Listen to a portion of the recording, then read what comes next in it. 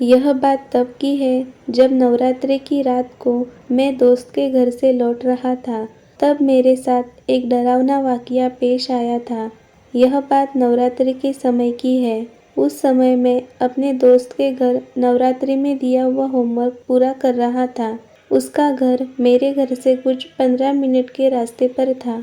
नवरात्रि का समय था तो हर जगह नवरात्रि के भजन चल रहे थे और लोग काफ़ी धूमधाम से माता रानी की भक्ति में मग्न थे। हम दोनों का होमवर्क पूरा हो गया। हमने एक दिन में ही पूरा होमवर्क कर लिया था। जिस समय हमारा होमवर्क पूरा हुआ उस समय रात के 11 बज रहे थे, पर मुझे इस बात से कोई फ़र्क नहीं पड़ता क्योंकि पहले भी मैं उसके साथ इतनी रात तक रुका था, पर हर बार मैं उसके घर पर ही रात रुकता था। पर आज मुझे घर जाना था तो मैंने अपना सारा सामान उठाया और उससे बाय कहकर मैं अपने घर की ओर निकल गया। रात काफ़ी हो जाने के कारण आसपास चहलकदमी बिल्कुल नहीं थी, पर मुझे इस बात से कोई फ़र्क नहीं पड़ रहा था और मैं अपने घर की ओर बढ़े जा रहा था। तब मेरे सामने दो रास्ते आए और दोनों रास्ते मेरे घर की ओर जाते थे। एक रास्ता थोड़ा लंबा था और दूसरा रास्ता एक गली से होकर जाता था।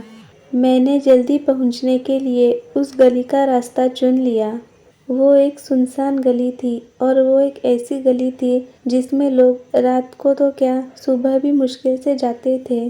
पर उस गली से मेरे घर तक पहुंचने का रास्ता काफ़ी छोटा था, इसलिए मैंने ये गली वाला रास्ता चुना।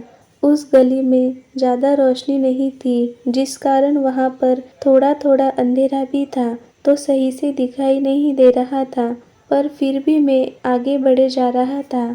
थोड़ी दूरी पर जाने पर मैंने देखा कि मेरे सामने कोई खड़ा है। वो जो कोई भी था सही से दिखाई तो नहीं दे रहा था, केवल उसकी धुंधली परछाई सी दिखाई दे रही थी।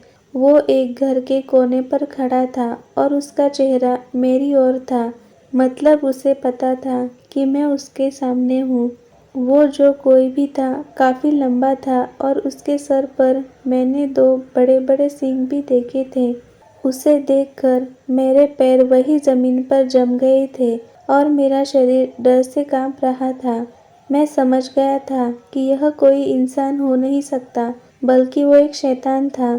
पर अजीब बात यह थी कि वो शैतान मेरे पास नहीं आया, बल्कि वो दूर खड़ा होकर मेरी ओर ही देख रहा था।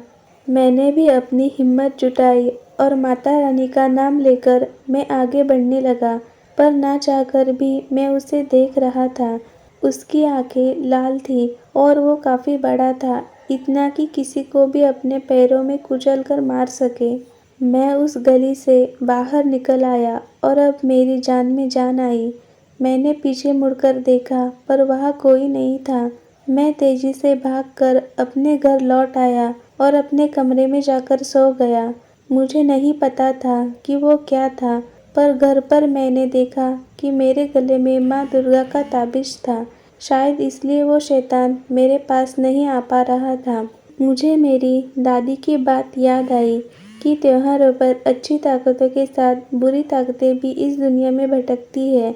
ये ताकतें रात के समय बहुत ज़्यादा सक्रिय रहती है, इसलिए हमें ऐसी ताकतों से बचकर रहना चाहिए और सुनसान जगहों पर जहाँ कोई आता जाता नहीं है वहाँ नहीं जाना चाहिए। यह बात मैंने अपने घर में किसी को भी नहीं बताई, क्योंकि मैं नहीं चाहता कि सब मेरी वजह से चिंता करें।